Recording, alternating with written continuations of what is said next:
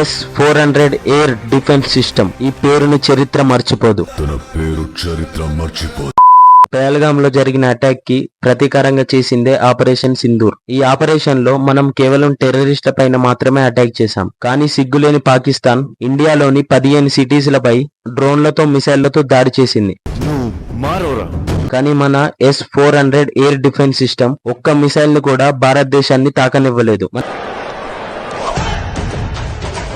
మన S-400 యొక్క speciality ఏంటంటే శత్రువుల యొక్క మిసైళ్లని గాల్లో ఉండగానే ధ్వంసం చేస్తుంది. దీని రేంజ్ 400 కిలోమీటర్స్. మీకు అర్థమయ్యేలా చెప్పాలంటే ఇండియా బార్డర్ దగ్గర నుంచి పాకిస్తాన్ లో ఎగురుతున్న ఫైటర్ జెట్స్ ని ఇక్కడ నుంచే టార్గెట్ చేసి బ్లాస్ట్ చేయొచ్చు. ఇంతటి అడ్వాన్స్ డిఫెన్స్ సిస్టమ్ మనకి ఊరికేం రాలేదు. ఇండియాకి క్లోజ్ ఫ్రెండ్ అయిన రష్యా దగ్గర నుంచి 40,000 కోట్లకి 5 S-400 డిఫెన్స్ సిస్టమ్స్ ని కొనుక్కున్నాం. ఇంతటి అడ్వాన్స్ టెక్నాలజీ ఇండియా దగ్గర ఉండద్దన్న ఉద్దేశంతో అమెరికా ఈ డీల్ జరిగేటప్పుడు చాలా సార్లు మనల్ని టారిఫ్ ఇంక్రీజ్ చేస్తామన్నట్టు బెదిరించారు. అన్ని అపోజిషన్ పార్టీస్ కలిసి బీజేపీకి వ్యతిరేకంగా ఈ డీల్ ని అపోజ్ చేశారు.